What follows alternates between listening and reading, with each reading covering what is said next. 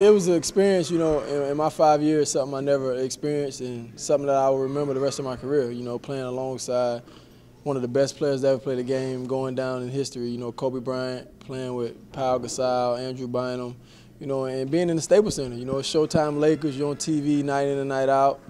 I mean, it's a different type of basketball. It's no secrets about it. In the Milwaukees, the Minnesotas, the Clevelands were good for me, but the Lakers opened up a whole nother door. Just getting that exposure and that experience was big, and it was exciting. First playoff, so it was fun. Tell me what that first playoff experience was like for you, because I know you well enough that you're going to take that as, okay, I saw where the bar is, I got to experience it. I think people forgot in all of the limelight of everything. That was the very first playoffs experience you ever had. No, it was, and I think some people forgot that I was in LA for 45 days, total. So it was like one of those things where you learned on the go.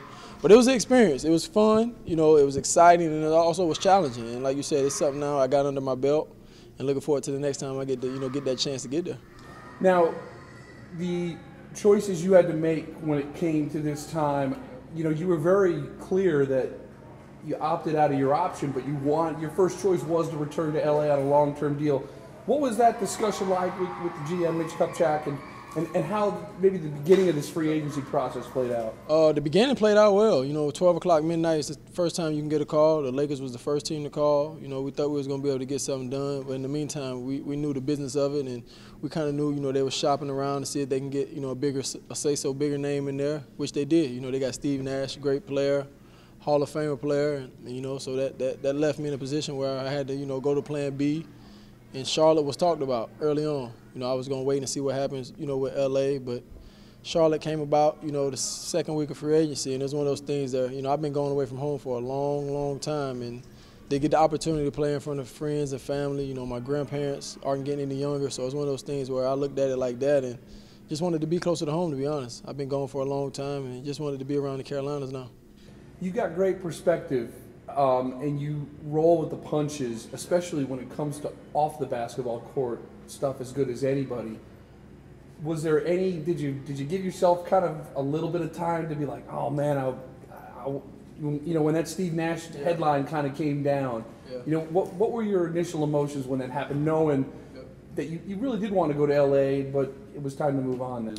Kind of going into negotiations, we kind of, figured something was up because they were stalling here and there. A day or two, we'll call them, they'll call back a day later. So we kind of knew something was going on, not sure what. But, it happens in the NBA. I'm not new to it.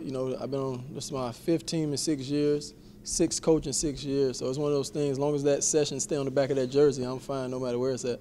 Now I know you're the kind of guy like, okay, you're moved on, and now all you're thinking about is Charlotte. A different kind of challenge. This right now, the Bobcats are at the absolute bottom of the NBA, but it must be flattering to know that that organization thinks that you're one of the pieces to get them back up the ladder. No, definitely. Like you said, it's a young team that struggled last year, but it's a reason why it's a new season next season, and they got a new coach in.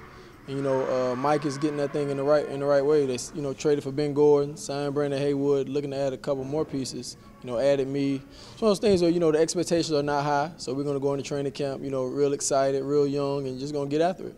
You got Michael Kidd-Gilchrist in the mix now. I mean, when you kind of first glance, it is going to be a very different team than last year, and just the opportunities you have to kind of turn things around in Charlotte. No, it's definitely a different team. LA is a lot of older guys, a lot of guys that's been around for a while, and Charlotte is, the total opposite. A bunch of young guys, full of energy. But to be honest, Charlotte fits my style of play, a lot more than LA did. I'm the type of guy where I like to get up and down, and Coach Mike Dunlap is preaching that, so it's going to be fun, to play that style of basketball again.